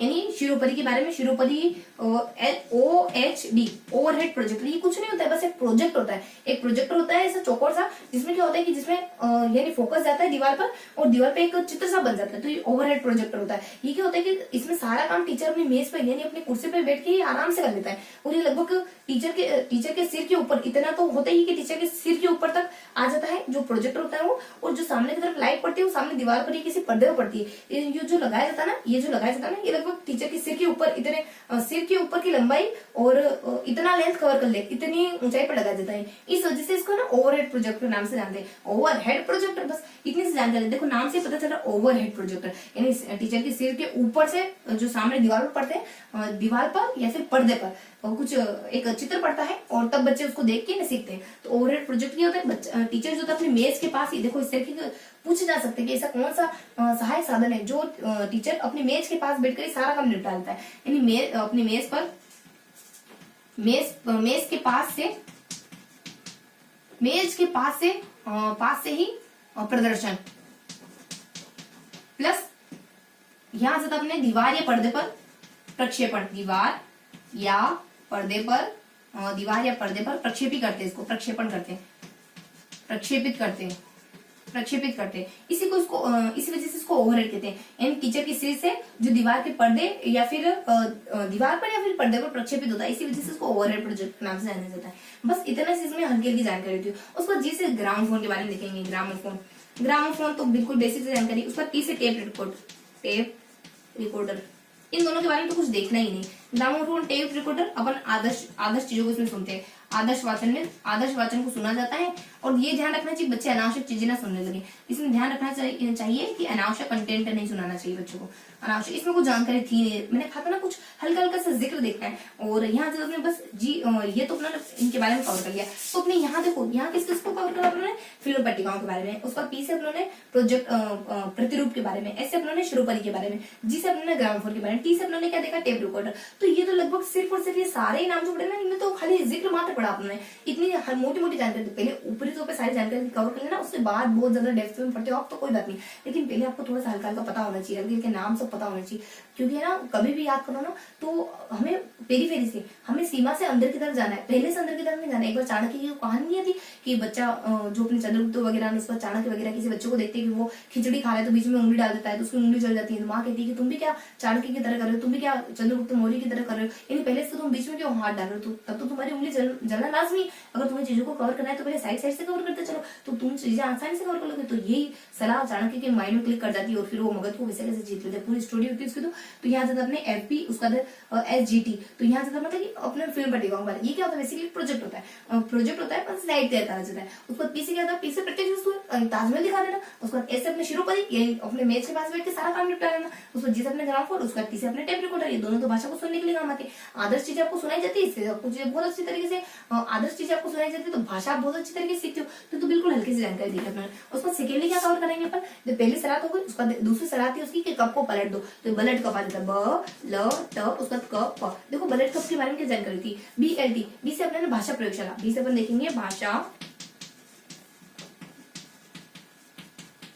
प्रयोगशाला। देखो भाषा प्रयोगशाला के बारे में क्या देखेंगे, भाषा प्रयोगशाला जो एक भाषा शिक्षण के लिए सबसे अच्छा तरीका मानी जा सकती है। भाषा शिक्षण के लिए सबसे बेहतर तरीका है भाषा शिक्षण। देन सबसे पहले इसमें इसका इस्तेमाल अमेरिका में किया गया था। इसमें व्यक्तिगत विभिन्नता का ध्यान रखा जाता है। अगर इससे आप पढ़ा रहे हो तो इसमें व्यक्तिगत विभिन्नता का ध्यान रखा जाता है। इसमें क्या होता है कि बूथ बने होते हैं, इसमें बूथ बने होते हैं। बूथ में टेप रिकॉर्डर रखा जाता है, टेप रिकॉर्डर रखा जाता है, टेप रिकॉर्डर को रखा जाता है। और उन टेप रिकॉर्डर बूथ, बहुत सारे बूथ बने होते हैं, उनके अंदर टेप रिकॉर्डर रखे होते हैं। ये टेप रिकॉर्डर का ही विकसित रूप है। सबसे अहम बात, ये टेप रिकॉर्डर का ही विकसित रूप है। टेप रिकॉर्डर का ही विकसित रूप आना चाहता है। थोड़ी सी जानकारी अपनी भाषा प्रयोगशाला के बारे में। तो क्या क्या देखा, देख लेते हैं। सबसे पहले कि इसका भाषा शिक्षण में सबसे बेहतरीन तरीके से उपयोग कर सकता है। अमेरिका में इसका सबसे पहले इस्तेमाल हुआ था और ये टेप रिकॉर्डर का विकसित रूप मानी जाती है। इसमें बूथ वगैरह होते हैं और बूथ के अंदर टेप रिकॉर्डर वगैरह रखे जा सकते हैं। ये व्यक्ति विभिन्नता का ध्यान रखती है। इस तरीके की इसमें जानकारी होती है भाषा प्रयोगशाला के बारे में। उस बाद कौन सी जानकारी देखेंगे अपन, एल से देखेंगे अपन। देखो एल से देखेंगे अपन, बी से अपने भाषा प्रयोगशाला, एल से अपने लिंग्वाफोन। देखो लिंग्वाफोन के बारे में अपन जानकारी कवर कर लेते हैं, लिंग्वा। उसके बाद अपन टी से देखेंगे, टेप रिकॉर्डर देख लिया और टी से अपने टेप रिकॉर्डर को कवर कर लिया। और टी से क्या, टीवी वगैरह, टीवी के बारे में कुछ देखने की बात है। उसके बाद सी से अपने चित्र विस्तारक देख लिया, अपने चित्र विस्तारक देख लिया, देखा अपने चलचित्र देखा अपने, चलचित्र कवर करना है। चलचित्र कहाँ देखा आपने, चलचित्र देखना है आप लोगों, चलचित्र के बारे में देखनी। उसके बाद यहाँ से टी से अपने यहाँ अपने प्रक्षेपण वगैरह, मतलब जो पर्यवेक्षण वगैरह, घूमना वगैरह, पर्यवेक्षण, वही अपना घूमना, शैक्षणिक भ्रमण करना। देखो लिंग्वाफोन के बारे में क्या जानकारी, लिंग्वाफोन वही अपने भाषा प्रयोगशाला। पर थोड़ी सी यह जानकारी थी कि आप लिंग्वाफोन को ना ग्रामोफोन की तरह कंपेयर करते हैं उसको, यानी ग्रामोफोन से तुलना करते हैं। ये कहते हैं कि यहाँ जानकारी आती है कि लिंग्वाफोन ना ग्रामोफोन की भांति ये भाषा को सुनने के लिए आदर्श रूप माना, भाषा को सुनने के लिए एक साधन की तरह इस्तेमाल होता है। मतलब ग्रामोफोन की भांति, मतलब कहीं ना कहीं इसको ग्रामोफोन से कंपेयर करते हैं। तो अपन ग्रामोफोन की भांति मतलब कंपैरिजन कर रहे हैं, ग्रामोफोन से इसकी तुलना करी जाती है, इसका मतलब यानी ग्रामोफोन की बात ये भी भाषा को सुनने के लिए काम आता है। बस टीवी वगैरह तो अपने ये एक व्ययपूर्ण साधन मानी जाती है, व्ययपूर्ण मतलब कि ज्यादा थोड़ी महंगी है, व्ययपूर्ण साधन यानी ये थोड़ा महंगा पड़ जाता है इस तरीके से बच्चों को बनाना। उसको चलचित्र, देखो चलचित्र के बारे में जानकारी थी कि चलचित्र क्या होते हैं। चलचित्र पहले शुरुआत में ना चलचित्र का उपयोग, चलचित्र जो है ना अपने पहले एक मनोरंजन के साधन के रूप में इस्तेमाल किए जाते थे और विकासशील देशों में इनका ज्यादा प्रयोग होता है। चलचित्र मनोरंजन के लिए, चलचित्र अपनी मूवीज वगैरह मनोरंजन के लिए तो थी, चलचित्र मनोरंजन के लिए, और विकासशील देशों में इनका विकसित देशों में, विकासशील नहीं विकसित देशों में इनका प्रयोग किया जाता था। विकसित देशों में इनका प्रयोग ज्यादा होता था, लेकिन ये बहुत ज्यादा महंगे हैं, व्ययपूर्ण है, इस वजह से अपने भारत जैसे देश में इनका इस्तेमाल नहीं के बराबर होता है। उसके बाद यहाँ से पर्यवेक्षण में क्या होता है, यानी बच्चा टीचर के साथ लेके यानी टीचर से विचार विमर्श करके चीजें सीखता है, परिवेक्षण अपन ऐतिहासिक भ्रमण पर ले जा सकते हैं बच्चों को, या फिर एक तो ऐतिहासिक चीजों का हो सकता है, या फिर कोई स्थानीय लोकल चीजों का हो सकता है। स्थानीय यानी आप ऐतिहासिक स्मारकों तक भी बच्चों को ले जाकर वो चीजें दिखा सकते हो। उसके बाद कोई स्थान विशेष में कोई अच्छी जानकारी है, वहां पे वो बच्चों को घुमाने के लिए ले जा सकते हो, तो बिल्कुल हल्की जानकारी रहती है। उसके बाद अपने यहाँ देखिए बस ये पर्यवेक्षण वगैरह, घूमना वगैरह हो गया। और सेकेंडली अपन देखें तो ये अपने लगभग है ना, ये सारी जानकारी कवर किसके बारे में हो गई, अपने इन सहायक साधनों के बारे में सारी जानकारी कवर हो गई। सहायक साधनों के बारे में क्या देखा अपने, पीएससी के बारे में कवर करा। उसके बाद सेकंड जानकारी अपने कवर करी कि अपने एफबी बलट, और उसके बाद थर्ड अपने ट्रिक पड़ी कि उसके बाद कप, देखो कप के बारे में देखना था ना, कप मतलब कि अपने बलट कप के बारे में जानकारी देखनी थी। तो ये अपनी हल्की हल्की जानकारी थी। क्या क्या देखा, पाठ्यपुस्तक के बारे में देखा, उसको चांपट के बारे में देखा, उसको चार्ट के बारे में देखा, उसको चित्र विस्तारक के बारे में देखा, ये सब देख लिया अपने। उसके बाद अपने वो अपनी एफबी संगत के बारे में देखा, एफ से अपने देखा पट्टिकाओं वगैरह, फिल्म पट्टिकाएं। उसके बाद पी से अपने देखा अपने प्रत्यक्ष वस्तु वगैरह, मॉडल वगैरह, प्रतिरूप वगैरह। और उसके बाद अपने एफबी, उसका सगत, स से अपने देखा, स से अपने कवर करा शिरोपरी के बारे में, और जी से अपने कवर करा ग्रामोफोन के बारे में, और टी से अपने करा टेप रिकॉर्डर। हाँ देखो टेप रिकॉर्डर का जिक्र अपने छूट गया। देखो टेप रिकॉर्डर, टी से अपने को टेप रिकॉर्डर भी कवर करना था ना, देखो टेप रिकॉर्डर को कवर कर लेते हैं। टेप रिकॉर्डर जो है ना, टेप रिकॉर्डर है वो भी अपने जो लिंगाफोन है या फिर अपने एक ग्रामोफोन है, इन्हीं की तरह इस्तेमाल हुआ करता था टेप रिकॉर्डर भी। बस इसकी हल्की जानकारी थी कि टेप रिकॉर्डर भी अपने लिंगाफोन या ग्रामोफोन की तरह इस्तेमाल होने वाले एक सहायक सामग्री जो भाषा प्रयोगशाला के क्षेत्र में इस्तेमाल होती है। ये ध्यान रखना होता है कि बच्चा अनावश्यक चीजों को ना सुनने लगे। तो ये आज मैं टेप रिकॉर्डर के बारे में समझ जानकारी। तो यहाँ अपन ये इन सारी चीजों को कवर कर चुके हैं। और अब अपन सेकेंडली देखेंगे ना, अब अपन सहायक सामग्री कवर कर चुके, उसके बाद निदानात्मक और उपचारात्मक परिश्रम के बारे में देखेंगे, उसके बाद चुनौतियों के बारे में कवर करेंगे। हाँ अपन कहाँ रिवाइज करे थे, अपन लास्ट थोड़ा सा देखना था ना अपने को कि अपने उसको कब को बलटने के बारे में कह रहे हैं। तो अपने बलट का पता था, बस अपने भाषा प्रयोगशाला, उसके बाद ल से अपने लिंगाफोन, और बलट टी से अपने टेप रिकॉर्डर देख लिया था अपने, टी से अपने टीवी वगैरह, उसके बाद अपने बलट, उसके बाद अपने किसको पलटना है, कब को, सीपी को पलटना है। सी से अपने सी से जाता है चलचित्र वगैरह और चार्ट वगैरह, और उसके बाद चित्र विस्तारक वगैरह, तीनों ही अपने सी से थे। उसके बाद अपने पी से जाता है पर्यवेक्षण में घूमना वगैरह। तो ये हल्की सी जानकारी उन्होंने इनकी सहायक सामग्री के बारे में कवर करी। उसके बाद अपन निदानात्मक और उपचारात्मक के बारे में कवर करेंगे, देर अपन चुनौतियों के बारे में कवर करेंगे। निदानात्मक और उपचारात्मक के बारे में क्या क्या जानकारी कवर करेंगे अपन, देखो निदानात्मक उपचारात्मक अपन देख लेते हैं कि सबसे पहले अपन निदान के बारे में देखते हैं, निदान के बारे में, निदान, और सेकेंड अपन पढ़ेंगे उपचार के बारे में। तो निदानात्मक के बारे में क्या क्या देखना है, देखो निदान क्या होता है, निदान यानी किसी चीज को पता करना, ये कहलाता है निदान। तो निदान के बारे में बेसिकली 3 पॉइंट पढ़ेंगे। क्या क्या देखेंगे, इसकी सबसे पहले इसकी सामान्य जानकारी के बारे में कवर करेंगे, देन इसकी विधियों के बारे में कवर करेंगे, देन इसकी प्रक्रिया के बारे में कवर करेंगे, देन इसकी प्रक्रिया के बारे में कवर करेंगे। सबसे पहले सामान्य जानकारी है यदि देखो निदान परिश्रम की सामान्य जानकारी यदि कि आपकी कौन कौन सी कमी है जो इसके अंतर्गत आती है, जैसे कि हमारा उच्चारण गलत करना इसके अंतर्गत आता है, उच्चारण गलत करना। उसके बाद अपना वर्तनी गलत करना, उसके बाद आपकी अभिव्यक्ति, भाव अभिव्यक्ति यानी अभिव्यक्ति हमारी गलत होती है तो वो इसके अंतर्गत आता है। उसके बाद आपका सस्वर, उसके बाद आप ग्रहण नहीं कर पाते, चीजों को याद नहीं रख पाते, वो इसके अंतर्गत आता है। उसके बाद आपका जो सस्वर, आप मान लो सस्वर वाचन सही से नहीं कर पा रहे हो, वो इसके अंतर्गत आ जाता है। अब ये सब चीजें इसके अंतर्गत आती है। अब इन सब चीजों के लिए कौन कौन से कारण जिम्मेदार हो सकते हैं, देखो ये आ जाती है, ये सारी आपकी कमियां हैं। निदान में क्या कमियां तो होते हैं, तो सामान्य जानकारी को हम देखते हैं कौन कौन सी कमियां आती है, तो आती है ना ये सारी कमियां अपने निदान के अंतर्गत आती है। अब इन कमियों को अपन दूर कैसे कर सकते हैं, इन कमियों को दूर नहीं, अभी तो इन कमियों को अपने को कारणों को पता लगाना है। तो निदानात्मक परिश्रम में ये कमी आती है, इन कमियों को बेसिकली क्या क्या कारण हो सकते हैं, कौन कौन सी कमी क्या क्या कारण हो सकते हैं। मान लो अपन कोई एक कमी उठाए, उनकी कमी को अपन कारण देख सकते हैं, या तो आपकी बुद्धि की कमी है, आपने या तो बुद्धि की कमी है, या फिर आप भावनात्मक रूप से कमजोर हो, या तो आप भावनात्मक रूप से कमजोर हो, क्योंकि भावनात्मक रूप से कमजोर होते हैं ना तभी हमारे शब्द लड़खड़ाते हैं। उसके बाद बुद्धि, उसके बाद भावनात्मक, या फिर आप में कोई शारीरिक दोष है, या फिर आप में कोई शारीरिक दोष, इन सभी कारणों से हो सकता है। या फिर आपके शुरुआती अनुभव अच्छे नहीं हो, या फिर आपको जो पढ़ाया गया ना, देखो ये तो थोड़ी सी हल्की हल्की जानकारी अपने और शरीर से जुड़ी हुई जाती है। या फिर सेकेंड क्या जाता है, आपको पढ़ाया अच्छा नहीं गया, मतलब आपके प्रारंभिक अनुभव बेकार रहे हो, या फिर टीचर यानी आपकी शिक्षण यानी जो आपकी शिक्षण विधि आपको अच्छे से नहीं पढ़ाया गया हो, है ना। ये भी तो हो सकता है कि मान लो आपको प्रारंभिक अनुभव बेकार है उस विषय को लेकर के, या फिर आपको अच्छे से नहीं पढ़ाया गया हो, या फिर हो सकता है कि वो विषय ही कठिन हो, या फिर आपकी विषय की कठिनता आ सकती है, विषय की कठिनता।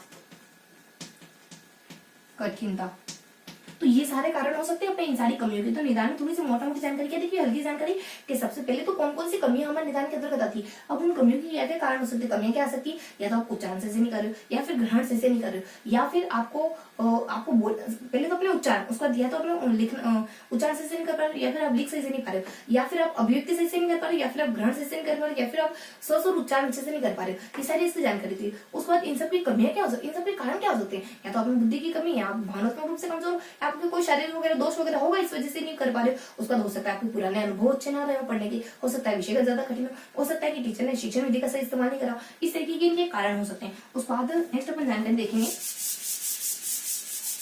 ये अपने निदानात्मक परीक्षण की थोड़ी सी बेसिक इन्फॉर्मेशन, वो निदानात्मक परीक्षण की और क्या जानकारी हो सकती है। दूसरे अपन क्या कहा था कि अपन विधियां देखेंगे। अगर ये अपन कवर कर लिए, अब अपन देखेंगे विधियां। अगर आपको देखना है कि बच्चा कौन विधियां देखना है कि कैसे पता करें कौन सी विधि का इस्तेमाल करें कि बच्चे की गलती का पता चल जाए। आप 3 विधियों को इस्तेमाल कर सकते हो बच्चे की गलती का पता करने के लिए। एक तो निरीक्षण, आप खुद ही उस बच्चे को देख लो। एक तो आप निरीक्षण में बड़ी बात होती है ना, एक तो आप निरीक्षण कर सकते हो। उसके बाद आप एक संचयी अभिलेख देख सकते हो, आप संचयी और जो अपने संचयी अभिलेख वगैरह उनको देख सकते हो, आपके स्कूल में अगर मौजूद है तो। उसका लास्ट में आप कर सकते हो तीसरा काम, ये खुद ही यही कर दो आप, निदानात्मक परीक्षण ही कर लो तो आपको पता चल जाएगा बच्चे में कौन कौन सी कमी। टेस्ट ले लो और देख लो बच्चे में कौन कौन सी कमी। अब देखते हैं प्रक्रिया, यानी निदानात्मक जो पूरी प्रोसेस होती है, निदानात्मक जो परीक्षण होता है, टेस्ट होता है, उसकी पूरी प्रोसेस क्या होती है, उसकी पूरी प्रक्रिया क्या होती है, ये वाला क्वेश्चन कवर करने वाले अपन। इसकी प्रक्रिया के 3 चरण माने जाते हैं। कितने, इसकी प्रक्रिया के 3 चरण माने जा सकते हैं। कौन कौन से 3 चरण हो सकते हैं इसकी प्रक्रिया के 3 चरण हो सकते हैं। सबसे पहला चरण हो सकता है आपको गलती को पहचानना है, पहले पहचानो कि गलती कौन सी है। इतनी सारी उस गलती को बिल्कुल पहचानो, क्लियर कट करो कि ये गलती है, ये गलती है, ये गलती बच्चे में। आपको ये नहीं पता, सिर्फ ये पता नहीं करना है कि बच्चे को भिन्न में गलती, भिन्न में आप प्रॉपर बताओ कि आपको बच्चे को कहाँ गलती है, उचित भिन्न में गलती, अनुचित भिन्न में गलती, भिन्नों की तुलना करने में गलती, भिन्नों को घटाने में गलती, भिन्नों को जोड़ने में गलती, कहाँ गलती, बिल्कुल प्रॉपर आप पता करो कौन सी, क्यों पहचान करो कि गलती कहाँ है। अब आपने पहचान कर ली, अब आपको इसके कारणों को पता लगाना। अब लगाओ कारणों का पता। उसके बाद अब स्वयं को एनालाइज करना है कि कहीं मेरे में तो नहीं गलती है, टीचर की गलती की वजह से तो बच्चा ऐसा नहीं कर रहा है। तो अपने को शिक्षण जो टीचर है या फिर शिक्षण की प्रक्रिया है ना, उसको एनालाइज करना है, उसका विश्लेषण करना है कि कहीं टीचर में तो नहीं गलती। तो 3 चरण आते हैं। सबसे पहले उसकी पहचान करना, उसको पहचानने के बाद उसके कारणों का पता लगाना कि हमने पहचान ली ये गलती थी। अब उस गलती के कारण क्या थे, अब उस गलती के कारण में सबसे पहले कहीं मैं तो नहीं जिम्मेदार हूँ, ये नहीं हो सकता है टीचर ने गलत पढ़ा दिया, मतलब ऐसा होता नहीं, तो फिर भी देखना है कि कहीं मैं तो नहीं जिम्मेदार हूँ, यानी मेरा व्यवहार, मेरा रवैया, मेरे रवैये से हो सकता है कि बच्चा अच्छे से ना सीख पा रहा हूँ। बहुत बार ऐसा होता है, आप सोच के देखो कौन से ऐसे टीचर है जो आपको फेवरेट टीचर लगते हो और उनसे आपको उन्होंने कोई चीज पढ़ाई वो समझ नहीं आई, ऐसा बहुत कम होता है। क्योंकि जो हमारे फेवरेट टीचर होते हैं ना, तो हमारी इतनी पॉजिटिविटी उनके लिए होती है कि जो वो कुछ भी पढ़ाए हमें आसानी समझ आता है। और ऐसा सोच के देखो कौन से ऐसे टीचर जिनसे आप बिल्कुल नफरत करते हो, उनको देखना तक नहीं चाहते और कितना भी आसान रूप में पढ़ा दे, लेकिन आपको लगेगा पता नहीं क्या पढ़ा के, मुझे तो बिल्कुल समझ में नहीं है। ऐसा एक्चुअली में होता है, क्योंकि जिन चीजों के लिए आप पॉजिटिविटी क्रिएट करते हो ना, वो चीजें आपके प्रति भी पॉजिटिविटी क्रिएट करती है। क्योंकि पॉजिटिव चीजें इस यूनिवर्स में साथ आने के लिए कोशिश करती है। और जो नेगेटिव चीजें, अगर आप एक बार कभी आपने नोटिस किया होगा कि जब हम रोते हैं ना, तो और ऐसी नेगेटिव चीजें हमारे माइंड में आती है और हमें रोना आता है। तो वो चीजें क्यों होती है, क्योंकि जब आप नेगेटिविटी के बारे में सोच रहे होते हो ना, तो सारी नेगेटिविटी आपकी तरफ भेजता है यूनिवर्स। तो हमेशा पॉजिटिव हो, बी पॉजिटिव, क्योंकि शब्दों में बहुत ज्यादा पावर होती है। जो वर्ड्स होते हैं ना, ये बहुत पावरफुल होते हैं, क्योंकि शब्द पूरी दुनिया को बदलने की ताकत रखते हैं। तो अपन यहाँ देख लेते हैं स्वयं के बारे में। तो पहचान देता है, कारण देता है, उसको स्वयं देता है। फटाफट से अपन कवर कर लेते हैं। पहचान में क्या क्या देता है, स्पेसिफाई तरीके से देखना कि बच्चे में दिक्कत कहाँ है। बच्चे के देखो अपन थोड़ा सा ट्रिकी तरीके से देखे ना, तो यहाँ देता अपने, वैसे तो अपन ऐसे भी देख सकते हैं बच्चे को उच्चारण में दिक्कत है, या फिर बच्चों के अर्थान्विति में दिक्कत है, मतलब कि बच्चे टुकड़े जो करते हैं ना अपन शब्द की पढ़ने की दृष्टि से, वो अलग अलग तरीके से करते हैं। जैसे अपने तारतम्यता, तो तार देखो इसको कैसे पढ़ सकता है, तारतम्यता है ना, तो तारतम्यता इस तरीके से भी पढ़ सकता है इसको। तो गलत टुकड़े हो गए ना उसके शब्द को पढ़ने के, तो अपने अर्थान्वित की दृष्टि से आ सकता है, उसका उच्चारण की दृष्टि से, उसका प्रवाह की दृष्टि से, उसके बाद अपने अश्रव्य उच्चारण, बच्चा उसको सही से नहीं पढ़ पा रहा है। और अपन देख सकते हैं इसमें कि मान लो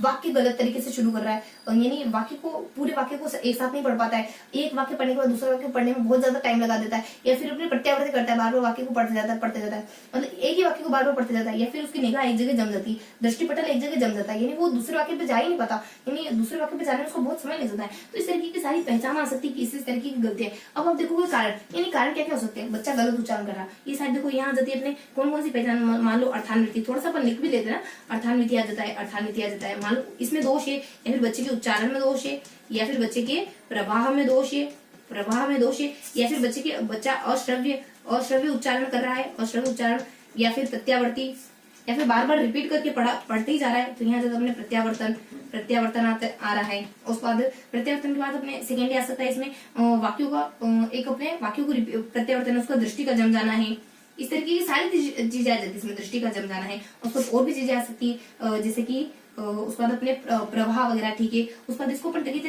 इसको देखने की जरूरत है नहीं, बस आपको थोड़ा सा जानकारी होनी चाहिए। तो ये जानकारी होगी, उसके बाद अपन कारण के बारे में देख लेते हैं। इसके कारण क्या क्या हो सकते हैं, इनके कारण हो सकते हैं, अगर आप उच्चारण गलत कर रहे हो ना, इसका मतलब कि ये है कि आपको है ना उच्चारण, मतलब कि आपको यहाँ अपने स्वर और व्यंजनों की सही जानकारी का अभाव है, आपको जानकारी नहीं हो सकता है, आपको जानकारी नहीं हो। इसके अलावा और भी कारण हो सकते हैं, एक आपके श्रवण में दिक्कत हो सकती है, सुनने में आपको है ना श्रवण में दिक्कत हो सकती है, आपकी दृष्टि में दिक्कत हो सकती है, तो सारे अपने फिजिकली कारण बता रहे हैं। उसके बाद आपको श्रवण में है, उसका दृष्टि में है, यानी आपको सुनने में, उसके बाद देखने में, उसके बाद बोलने में, यानी आपके वाचन में दिक्कत हो सकती है। इन सभी दिक्कतों की तो भी आपको परेशानी हो सकती है। उसके बाद आप थोड़ा सा आपके खुद के नजरिए से, मतलब कि आपके मनोवैज्ञानिक कारण हो सकते हैं, जैसे कि हो सकता है आपकी रुचि ना हो सकता है आपके पारिवारिक और सामाजिक वातावरण अच्छा ना हो, पारिवारिक और सामाजिक वातावरण में दिक्कत हो, है ना, ये भी तो हो सकता है। इससे भी क्या होता है कि जब हम ऐसे माहौल में होते हैं ना, तो हमें चीजें याद नहीं हो पाती सही से, और हम चीजों को सही से व्यवस्थित तरीके से याद नहीं कर सकते, अगर हमारा माहौल ऐसा होता है, आसपास माहौल ऐसा होता है। उसका ध्यान क्या देखेंगे अपन, स्वयं यानी टीचर ये देखेगा कहीं उसके व्यवहार में तो कमी नहीं है जिसकी वजह से बच्चा सीख नहीं पा रहा है।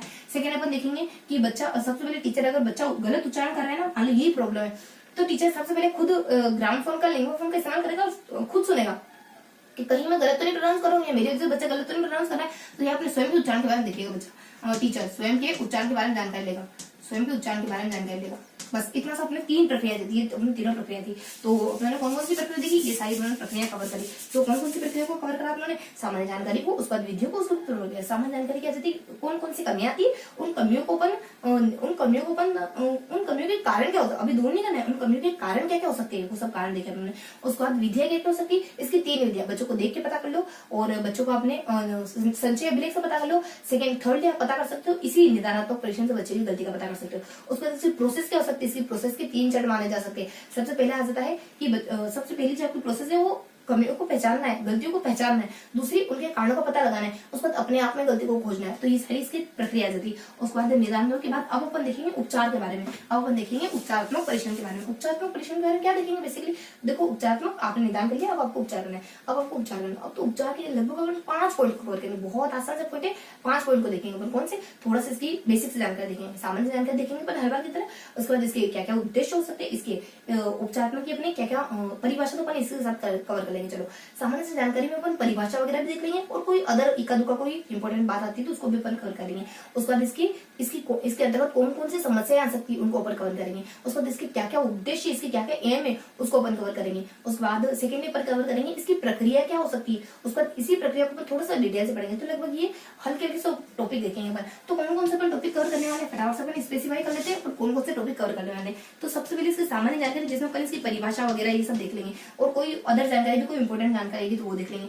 इसके ना अपन सूप से सारी जानकारी पढ़ेंगे, सूप ध्यान रखो, सूप से सारी सामान्य जानकारी। उसके बाद इसकी समस्याएं वगैरह सारी इसी में देख लेंगे अपन। उससे इसके उद्देश्य वगैरह देख लेंगे। उसके बाद उद्देश्य के बाद इसकी प्रक्रियाओं के बारे में देख लेंगे। उद्देश्य से इसकी प्रक्रिया को अपन 2 बार देखेंगे। एक तो प्रक्रिया देखेंगे कि एक प्रक्रिया, जब आप एक प्रक्रिया को अपन 2 बार देखेंगे, एक प्रक्रिया, और मान लो प्रक्रिया को अपन प्रक्रिया को अपन दो तरीकों से पढ़ेंगे। सबसे पहले तो अपन जब स्पेसिफाइड एक तरीका अलग देखेंगे, दूसरा तरीका जब आप बहुत सारे बच्चों को एग्जाम्पल दोगे ना, बहुत सारे आपको अभ्यास बनाओगे। प्रक्रिया मतलब इसका प्रोसेस क्या होगी, आप है ना धरातल पर इसको कैसे उतारोगे, ये तो अपनी प्रक्रिया होती है ना।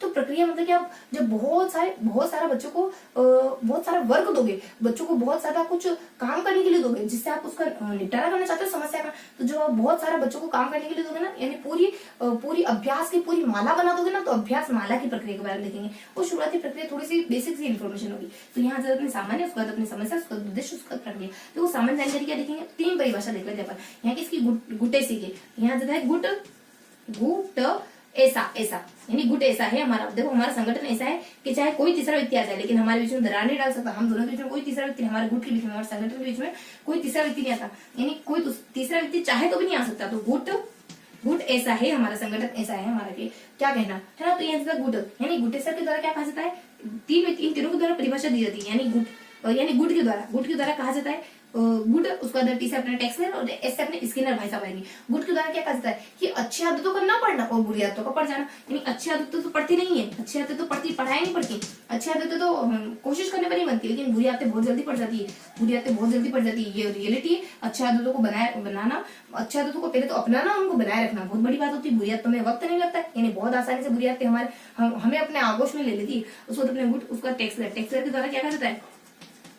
देखो टेक्सलर भाई साहब कहते हैं कि भले आप ये जो अपना उपचारात्मक परीक्षण है कैसा भी बनाओ, लेकिन ये रुचिपूर्ण होना चाहिए। ये क्या कहते हैं, रुचिपूर्ण होना चाहिए। कैसा भी बनाओ का मतलब ये है कि ये कहते हैं कि बच्चों की शब्दावली को अच्छा कर पाए, ऐसा होना चाहिए। बच्चों की मौखिक अभिव्यक्ति को अच्छा कर पाए, ऐसा होना चाहिए। इस तरीके की 2-3 बातें कहते हैं। लास्ट में कहते हैं हमें याद रखना है बस कि क्या परिभाषा देते हैं। लास्ट में कहते हैं कि कैसा भी बनाओ, यानी कैसा भी हो हमारा उपचारात्मक परीक्षण, लेकिन ये रुचिपूर्ण होना चाहिए, यानी बच्चा इसमें अच्छे से सीखे, ऐसा होना चाहिए। उसके बाद अपने स्किनर भाई साहब के द्वारा क्या कहा जाता है, स्किनर के द्वारा क्या कहा जाता है कि ऐसा होना चाहिए उपचारात्मक परीक्षण जो आपके व्यवहार को सुधार सके, आपके आचरण को सुधार सके, आपके सीखने की प्रोसेस को सुधार सके। 3 चीजों के बारे में जिक्र करते हैं, आपके व्यवहार प्लस आपके व्यक्तित्व प्लस आपके सीखना, इन तीनों को जो सुधार पाए ना, वही मेरी निगाह में उपचारात्मक परीक्षण कहलाएगा। थोड़ी सी परिभाषा आ गई तीनों की।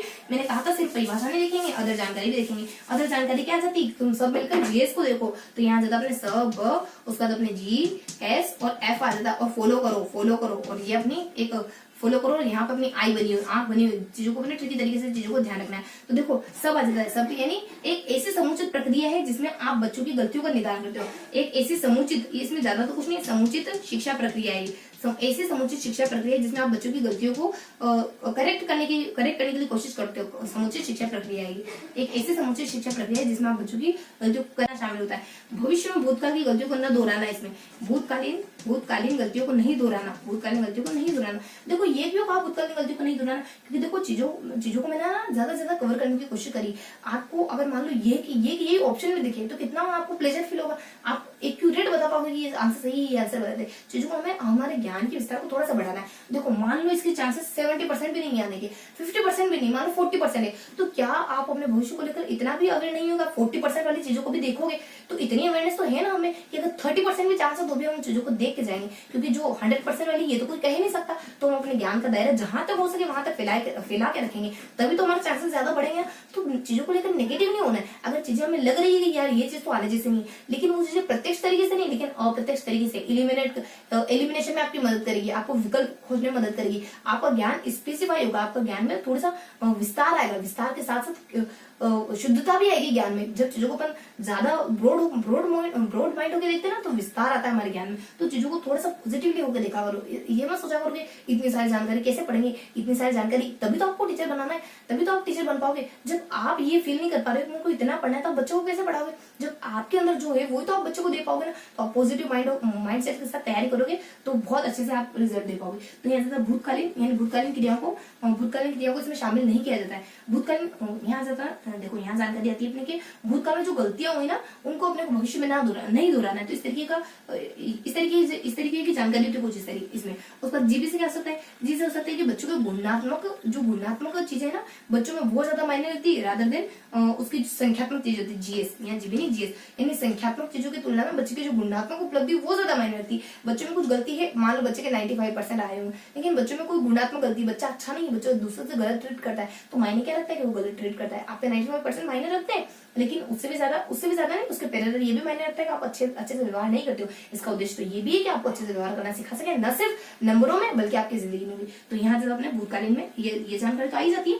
उसके बाद यहाँ जाता है आपकी गुणात्मक चीजों को ज्यादा वैल्यू देना है, इसमें गुणात्मकता को ज्यादा वैल्यू देना है, और संख्यात्मकता को कम वैल्यू देना है। मतलब कि दोनों ही चीजों को इसमें ध्यान रखा जाता है। ये सारी जानकारी एफ से क्या जाता है, इसका फॉलोअर कौन है, इसका अनुयायी कौन है, यानी आपके जो अनुयायी कौन है, ये जो है ना अपने भाई साहब उपचारात्मक भाई साहब, इसका अनुयायी किसको, ये अपने पीछे घुमाते हैं निदानात्मक यानी पहले निदान होगा, उसके बाद अपने उपचार होगा। तो इस तरीके से फिर भी मैं प्रॉपर बताना चाहिए कि इसका अनुयायी कौन है, अपने निदान इसका अनुयायी। तो ये सारी सामान्य जानकारी कवर होगी। अब सामान्य जानकारी के बाद किसको कवर करने वाले अपन, अब इसकी समस्या को क्लियर करना है। इसमें कौन कौन सी समस्या आती है, इसमें सारी समस्या आ जाती है लगभग। यानी कि मान लो हकलाने वाला बालक है, उसकी समस्या को हकलाने वाले बालक की समस्या आ जाती है। मान लो कोई अपराधी बालक है, उसकी समस्या आ जाती है। अपराधी बालक है, उसके बहुत ज्यादा कोई संवेगी बालक है, बहुत ज्यादा इमोशनली बालक है, उसकी सारी समस्या बहुत ज्यादा अति हमेशा खराब होती है। बहुत ज्यादा इमोशनल होना अच्छी बात नहीं, बहुत ज्यादा इमोशनल होते हैं हम क्या करते हैं कि अपने आप को दूसरों के सामने ऐसे बाहें फैला के मतलब कि समर्पित कर देते हैं। ये भी ठीक नहीं। यानी अपने आप को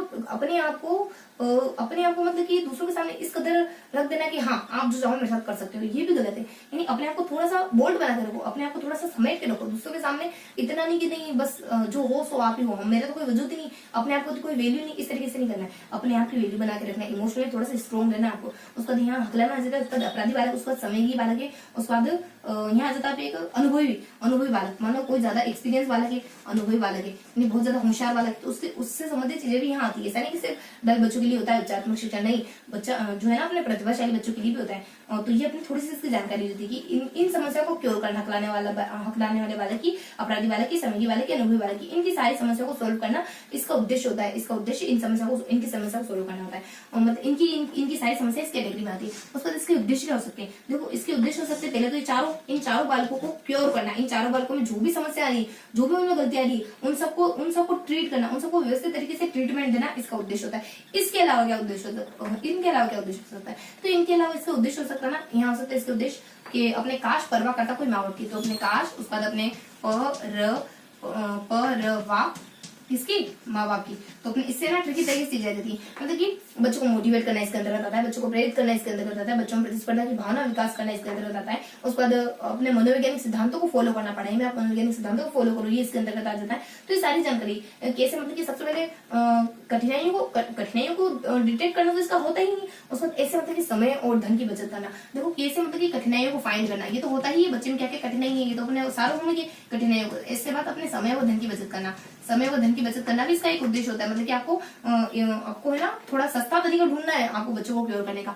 उसके बाद ई से मतलब कि बच्चों को प्रेरित करना पढ़ाई के लिए। उसके बाद आर से मतलब कि बच्चों में रुचि पैदा करना पढ़ाई के लिए। उसके बाद वी से मतलब कि देखो वी से क्या आ सकता है, बी से अपने ठीक है। उसके बाद एम पी से मतलब कि बच्चों को मनोवैज्ञानिक सिद्धांत। उसके बाद पी से मतलब कि पी से अपने बच्चों को मोटिवेट करना आ सकता है, बच्चों को समय धन की बचत करना, बच्चों को प्रेरित करना, बच्चों को रुचि उत्पन्न करना। पी से अपने प्रतिस्पर्धा, बच्चों में प्रतिस्पर्धा की भावना पैदा करना। एम से मतलब कि अपने एक व्यक्तिगत, वी से अपने व्यक्तिगत विभिन्नता देते। इसमें आप ध्यान रखोगे ना कि इसका व्यक्तिगत विभिन्नता का ध्यान रखोगे बच्चों की, और तब जाके आप पढ़ाई कराओगे बच्चों की। उसके बाद बी से मतलब कि भाषा स्तर, बच्चे की भाषा स्तर को सुधारना भी इसी के अंतर्गत आता है। भाषा स्तर को देखो, ये चीजें, ये बताओ, यह चीजें अपने को हर एक चीजों के बारे में पता होना चाहिए। यहाँ से पूछा चीजें हमें सारी बातें पता होनी चाहिए। उसके बाद एमपी, और थोड़ा सा ना अपने को थोड़ा सा समझदार होकर पढ़ना है। यानी ये सारी बातें हल्की तो इनको हल्का ध्यान देना है, बहुत ज्यादा इंपॉर्टेंट तो बहुत ज्यादा ध्यान देना है, उससे भी ज्यादा इंपॉर्टेंट, सुप्रीम इंपॉर्टेंट, सबसे ज्यादा उनको तो याद ही कर लो। कुछ चीजें सिर्फ देखने की होती है। 80% चीजें चांस है किसी आने के, तो उसको अच्छे से याद करो, 70% अच्छे से याद करो। अगर 50% से काम है तो चीजों को हमें हल्का देखना है, क्योंकि हमें बहुत सारी चीजें पढ़नी, तो स्मार्टली पढ़ना है। यानी हर चीज के पीछे अपना लॉजिक लगाओ, फिर उस चीजों को याद करो। यहाँ जाता है एम और पी से क्या जाता है अपने प्रतिस्पर्धा, है बच्चे में प्रतिस्पर्धा की भावना का विकास करना। तो ये सारी इन्फॉर्मेशन आ जाती है। उसके बाद ये इसके उद्देश्य होते हैं सारे क्या, बच्चों को मोटिवेट करना, ये सब इसके उद्देश्य होते हैं। उसके बाद इसकी प्रक्रिया क्या होती है, इसकी प्रक्रिया के बारे में जानकारी और कर लेते हैं अपन। तो यहाँ इसकी प्रक्रिया के बारे में जानकारी और कर, इसकी प्रक्रिया के बारे में दो चीजें होती है। देखो सबसे पहले इसमें 3 बातें देखी जा सकती है। क्या यहाँ 3 बातें कवर करेंगे अपन, 3 बातें कवर करेंगे, लास्ट में इसकी पूरी प्रोसेस को कवर करेंगे। एक तो सबसे पहले बच्चे का जो स्तर है ना, उसी स्तर से इसको शुरू करना चाहिए। जिस स्तर पर बच्चा है उसी स्तर से आपको उपचार पर परेशान, ऐसा नहीं बहुत ज्यादा पीछे से पढ़ाने लग जाओ नहीं। उसके बाद यहाँ जाता है कि आप है ना बच्चे की जो पूरी प्रोग्रेस रिपोर्ट है वो हर सप्ताह दो, हर 7 दिन बच्चों को प्रोग्रेस रिपोर्ट दो। उसके बाद थर्ड इंपोर्टेंट बात है, बच्चों को कभी पिछड़ा हुआ नहीं है ना, बच्चों को कभी पिछड़ा है कमजोर नहीं कहना पढ़ाई के दौरान, कभी पिछड़ा है कमजोर नहीं कहना पढ़ाई के दौरान।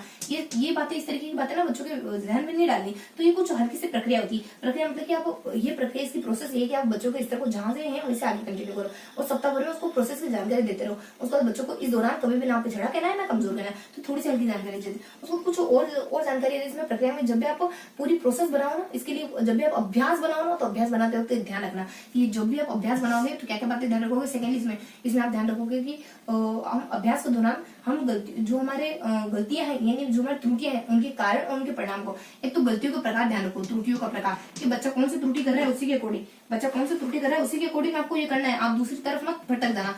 तो त्रुटियों के प्रकार को ध्यान रखना है, त्रुटियों के प्रकार को ध्यान रखना है और उसके बाद त्रुटियों के कारणों को ध्यान रखना है। किस कारण से उसी को तो क्योर करोगे। अगर बोलने में दिक्कत है तो आप दूसरा समाधान क्यों कर रहे हो। तो बच्चे के बोलने भाषा को, बच्चे के बोलने के लिए कोई आप उपाय करो, यानी अच्छे से बोल पाए बच्चा। यानी अगर बच्चे को थोड़ा सा डॉक्टर की सलाह की जरूरत है तो डॉक्टर के पास ले जाओ उसको। तो यहाँ पे त्रुटियों के प्रकार आ जाते हैं, उसके बाद कारण आ जाते हैं। ध्यान में रखकर के आप ये बनाओगे, ऐसे ही बनाने लग जाओगे। उसके बाद यहाँ और जानकारी देती है कि ये त्रुटियों का विश्लेषण, अच्छे से त्रुटियों का विश्लेषण करके इसका निर्माण करोगे। उसके बाद एक गलती के लिए आप अलग अलग तरीके से अभ्यास कराओगे। एक गलती के लिए आप अलग अलग तरीके से अभ्यास कार्य कराओगे ताकि वो गलती बच्चे की दूर हो जाए। उसके बाद है ना इसका अगर निर्माण करोगे तो शिक्षण विधियों का ध्यान रखोगे, कि शिक्षण सूत्रों का ध्यान रखोगे, कि शिक्षण सूत्रों को मद्देनजर रखते हुए अपन इसका निर्माण करेंगे। उसके बाद नेक्स्ट है जब अपने यहाँ जब अपने और टीचर परिवर्तित भी कर सकता है, परिवर्तन भी हो सकता है इसमें। ऐसा नहीं कि एक बार बना दिया तो इतना रिजिड कि नहीं अपन परिवर्तन पत्थर की लगी, मर जाएंगे मिट जाएंगे लेकिन इसको बदले नहीं, चाहे बच्चों को समझ नहीं आ रहा। ऐसा किस काम का आपका परीक्षण, ऐसा किस काम का। तो इसमें ना कुछ प्रक्रिया होती है कि हम है ना इसको थोड़ी जानकारी बताएं। तो ये जब भी बनाएंगे तो एक तो बदल सकते हैं बार बार, ताकि बच्चे को जो बच्चे के लिए सूटेबल हो, सही साथ हो, वही बनाएंगे। इसको थोड़ा सा अपन बदल सकते हैं। उसके बाद इसमें ना एक गलती के लिए अपन अलग अलग तरीके से अभ्यास कार्य देंगे बच्चों को। उसके बाद है ना इसका निर्माण करेंगे अपन, शिक्षण सूत्रों को ध्यान में रखकर इसका निर्माण करेंगे। उसको गलतियों के कारणों को, गलती को परिणामों को और प्रकारों को, इन सबको ध्यान में मद्देनजर रखते हुए इसका निर्माण करेंगे। तो ये थोड़ी सी इसकी प्रक्रिया, इसकी प्रोसेस जब आप ये काम करोगे ना तो ये बातें ध्यान रखोगे। उसके बाद बच्चों को बीच में सप्ताह भर में इसके बारे में इन्फॉर्मेशन देना, बच्चे के स्तर को स्तर जो है वहीं से शुरू करना। उसके बाद बच्चों को बीच में कभी कमजोर वगैरह नहीं कहना। तो इसकी प्रक्रिया के दौरान ये सारे काम आपको करने हैं। तो ये इसकी प्रक्रिया के बारे में, तो ये सारी जानकारी अपने निदान के बारे में, उपचार के बारे में देखिए। तो ये सारी जानकारी अपने किसके बारे में देखिए, उपचार के बारे में देखिए, उपचार के परीक्षण के बारे में देखिए। लास्ट में अपन कवर करेंगे चुनौती के बारे में, क्योंकि इसमें कुछ ज्यादा आता ही नहीं। तो कुछ चुनौतियां हिंदी भाषा पढ़ने में कौन कौन से आपकी बैरियर आ रहे हैं, कौन कौन सी चुनौती आ रही, क्या बैरियर आ रहा है आपको हिंदी भाषा पढ़ने में, आ रही है कुछ चुनौतियां आती है ना। कभी भी देखो ग्रामर क्या आती है, एक तो हल्की जानकारी बहुत बार अपने टीचर नहीं मिल पाते, बहुत बार शिक्षण विधियों का गलत इस्तेमाल कर लिया जाता है, बहुत बार हिंदी में रुचि नहीं देती बच्चों की, और मतलब कि लोगों की ज्यादा रुचि नहीं होती हिंदी में। उसके बाद इसके व्याकरण को लेकर कठिनाई थोड़ा सा देख लेते हैं। एक शिक्षक नहीं मिल पाते, हल्का सा जिक्र करेंगे, शिक्षक है, उसके बाद कोई शिक्षण विधि है, शिक्षण विधि की कोई समस्या आ सकती है, मतलब कि आप अच्छे तरीके से नहीं पढ़ाया जाता इसको, बहुत बार रुचि का अभाव होता है, बहुत बार रुचि का अभाव होता है। उसके बाद मेनली अपन देखेंगे व्याकरण, इसके व्याकरण में क्या क्या कठिनाई आती है उसको अपन देखेंगे। इसका अनिश्चित रूप आता है, अनिश्चित रूप, हिंदी का हमारा रूप बहुत अनिश्चित है। कोई कहता है कि हिंदी तो संस्कृत से आई है, कोई कहता है कि हिंदी तो हमारी विदेशी भाषाओं से आई है, कोई इनका समन्वय, कोई कहता है संस्कृत प्लस विदेशी भाषा ग्रुप है। अब हम कौन सी हिंदी को माना, ये वाली और ये वाली। पर जनरली तो हिंदी ये अपनी, यानी अगर हिंदी में ट्रेन शब्द का जिक्र होता है, हिंदी में उष्ट शब्द का भी जिक्र होता है, यानी दोनों ही मिले जुले रूप अपन हिंदी का देखते हैं। उसके बाद व्याकरण के बाद क्या कठिनाई आती है आपको हिंदी व्याकरण में, देखो कठिनाई आती है। देखो एक तो सबसे पहले आती है कि बहुत से जो पंचम वर्ण है ना, सबसे बड़ा पंचम वर्ण, उनको बोलने में कठिनाई आती है। जो ड है ना, अपने ये वाला है, उस पर ये वाला है, उस पर ये वाला है, जो लास्ट वर्ण होता है उनको बोलने में कठिनाई आती है। उसके बाद अनुस्वार वगैरह हो गया, उसके बाद विसर्ग वगैरह हो गया, इनमें भी बहुत सारी दिक्कतें आती है इनके प्रोनाउंसिएशन में। उसके बाद शब्दों में एक शब्द अगर बदल जाए, मान लो शकल का सकल कर दो, तुम शकल है, मान लो उसको शकल कर दो, तो कितना अंतर हो जाएगा। इन शब्दों में थोड़ा सा उतार चढ़ाव से बहुत ज्यादा अंतर आ जाता है इसमें। और उसमें बाद कुछ वाक्य, यानी वाक्य का एक तो क्रम भी डिसाइड नहीं है। आप स्कूल जा रहे हो क्या आप स्कूल, जैसे मान लो एक वाक्य दिया आपने कि मैं स्कूल जा रहा हूँ मैं, तो आप है ना इसको अलग अलग तरीके से कह सकते हो, वाक्य का कोई अपने क्रम डिसाइड नहीं। लेकिन आप क्योंकि देखो हिंदी संस्कृत से ही, संस्कृत में वाक्य का क्रम से कोई फर्क नहीं पड़ता है, तो हिंदी में भी ज्यादा फर्क नहीं पड़ता है, लेकिन इंग्लिश में बहुत ज्यादा फर्क पड़ जाता है। यानी आप पेड़ पर चढ़ रहे हो पढ़ रहे हो, और अगर पेड़ को आप आपकी जगह रख रहे हो तो पेड़ आप पर चढ़ रहा है बन जाएगा इंग्लिश में, तो इंग्लिश में तो बहुत ज्यादा फर्क आ जाता है। तो ये कुछ वाक्य के बारे में थोड़ी जानकारी दी। कोई यहाँ पे चाहिए लिखता है तो कोई चाहिए लिखता है, ए लिखता है कोई तो कोई चाहिए लिखता है। तो इस तरीके से हिंदी का जो व्याकरण का रूप है ना, इनको सही नहीं लगता है, जिनको मतलब कि जो अपन चुनौतियां देख रहे हैं, वैसे तो इन सबके समाधान भी है, लेकिन अपन चुनौतियां देख रहे हैं, अपन सोल्यूशन नहीं देख रहे हैं। तो चुनौतियां देख रहे तो ये सारी कुछ चुनौतियां थी हिंदी को पढ़ने में बस। और क्षेत्रीय भाषा का प्रभाव भी देखते हैं अपन, बहुत सारे नए नए शब्द आते जा रहे हैं, तो हिंदी का जो बहुत ज्यादा विस्तार होता जा रहा है, तो ये भी चुनौती है, क्योंकि उन सबको याद रखना जो नई भाषा सीख रहा है। और उसके बाद बहुत ज्यादा अहिंदी प्रदेश में हिंदी के लिए बहुत ज्यादा दिक्कतें हो जाती है। वहाँ अपन पहले दूसरी कक्षा में हिंदी पढ़ाते नहीं, मतलब कि शुरुआती तौर पर अपन हिंदी पढ़ा नहीं सकते वहाँ, क्योंकि वो अहिंदी प्रदेश है। लेकिन हमें वहाँ पे बच्चों को इंट्रोड्यूस करना चाहिए हिंदी से, लगभग तीसरी क्लास से बच्चों को इंट्रोड्यूस कर देना चाहिए अहिंदी प्रदेशों में भी हिंदी से, अगर हिंदी उनको पढ़ाई जा रही है तो ये सारी बेसिक से इन्फॉर्मेशन होती है उनकी। तो आज अपन ने कवर कराया ना, फटाफट से अपन देख लेते। अब अपन ने ना ओवरव्यू ले लेते, अपन ने क्या क्या पढ़ा। तो आज अपन सहायक सामग्री को पढ़ चुके हैं, उसके बाद निदानात्मक उपचारात्मक के बारे में पढ़ चुके, उसके बाद अपने चुनौती के बारे में पढ़ चुके। देखो सहायक सामग्री में क्या देखा आपने, सहायक सामग्री में ट्रिकी तरीके से देखा। क्या देखा आपने सहायक सामग्री कि पीएससी एससी कास्ट का क्या कहता है कि आप एफबी की संगत में कम रहो और कप को पलट दो, चाहे हमारी चाय गिर जाए तो गिर जाए। तो ये तीनों जानकारी देखी अपने। उसके बाद अपने मोटा मोटी जो अच्छी अच्छी जानकारी जिसमें पढ़ना था वो तो क्या था, एक अपने थोड़ा सा अपने जो भाषा प्रयोगशाला थी उसके बारे में थोड़ा सा पढ़ना था। उसके बाद अपने पाठ्य पुस्तक के बारे में थोड़ी सी पढ़ने की जानकारी थी, चित्र विस्तार के बारे में थोड़ा सा हमने पढ़ा है, और उसके बाद अपने कुछ चार्ट वगैरह के बारे में थोड़ा सा पढ़ा है। बाकी सब तो हल्के हल्के जिक्र थे कि ये क्या चीज है आखिरकार, बस हल्का हल्का पता करा है इनके बारे में। तो बस उसके बाद यहाँ से तो निदानात्मक उपचार, सेकंड टॉपिक अपने निदान और उपचार के बारे में पढ़ा। निदान उपचार के बारे में क्या पढ़ा, निदान के बारे में चीजों को डिटेक्ट करना, क्या क्या गलती हो सकती है बच्चे में। तो इसमें अपन इसकी सामान्य जानकारी पढ़ी, इसकी विधियों के बारे में पढ़ा, कौन कौन सी 3 विधियां हो सकती है। उसके बाद लास्ट में इन विधियों के विधियां पढ़ी, उसके बाद इसकी प्रक्रिया 3 प्रोसेस हो सकते हैं टीचर में। सबसे पहले इसकी पहचान करो, उसके बाद इसके कारणों का पता लगाओ, उसके बाद कहीं टीचर में तो कमी नहीं है तो 3 इसकी प्रोसेस पढ़ी। उसके बाद उपचार के बारे में पढ़ा। उपचार के बारे में लगभग 4-5 पॉइंट को कवर करा। उपचार के बारे में सामान्य बातें पढ़ी, सामान्य बातों में 3 परिभाषाएं पढ़ी। किसकी, गुड ऐसा है, ये अपने परिभाषा पढ़ी। गुड मतलब कि गुटे के द्वारा कहा जाता है अच्छे हत्ते पढ़ना, बुरे हत्ते अच्छे हत्ते न पढ़ना, बुरे हत्ते पढ़ जाना। और मतलब कुछ परिभाषाएं पढ़ी अपने 3 परिभाषाएं। उसका समस्या पढ़ी, वही अपने 3-4 प्रकार के जो बालक होते हैं ना वो सारी समस्या। उसके बाद और इनके उद्देश्य क्या क्या है, ये तो समस्या है, इसके उद्देश्य क्या है, वही 3-4 बालक की समस्या को क्योर करना, और हल्के हल्के से और भी कुछ उद्देश्य दिखे अपने उसके, ये उद्देश्य अपने। उसके बाद इसके उद्देश्य देखिए, उसके बाद इसकी प्रक्रिया, इसकी प्रोसेस क्या देखिए अपने, इसकी प्रोसेस देखिए। अब जब ये प्रोसेस करो ना तो कुछ बातें ध्यान में रखकर, कुछ बातें अपने माइंड में रखकर प्रोसेस करना, यानी बच्चों को क्या क्या नहीं कहना है, सप्ताह में कैसे क्या करना है। उसके बाद यहाँ अपने किस तरह को ध्यान में रखकर काम चलाना है आपको आगे तक, इस तरीके की इसकी प्रक्रिया के बारे में अपने जानकारी कवर करी पूरी। उसके बाद लास्ट में तीसरा टॉपिक चुनौती के बारे में हल्का सा टॉपिक कवर करा कि हिंदी भाषा में कौन कौन सी चुनौतियां आ रही, टीचर की चुनौतियां, उसके बाद रुचि की चुनौतियां, उसके बाद आपकी सही शिक्षण विधि नहीं चुन पाते हो आप बहुत बार, और इस तरीके कुछ प्रतिभाशाली टीचर तो अपना देख ले। उसके बाद व्याकरण की चुनौतियां, अनिश्चित रूप वगैरह हो ज्यादा संस्कृत से, कोई कहता है कि विदेशी भाषा से, इसका मतलब विदेशी भाषा प्रभाव ज्यादा है, कोई कहता है कि दोनों का प्रभाव ज्यादा है। तो ये आज मैंने पूरा कवर करा इन 3 टॉपिक के बारे में। तो आज का सेशन हमारा यही खत्म होता है। तो आई होप आज का सेशन आपको अच्छा लगा होगा। फिर मिलेंगे ऐसे ही किसी अगले सेशन में, तब तक के लिए जय हिंद।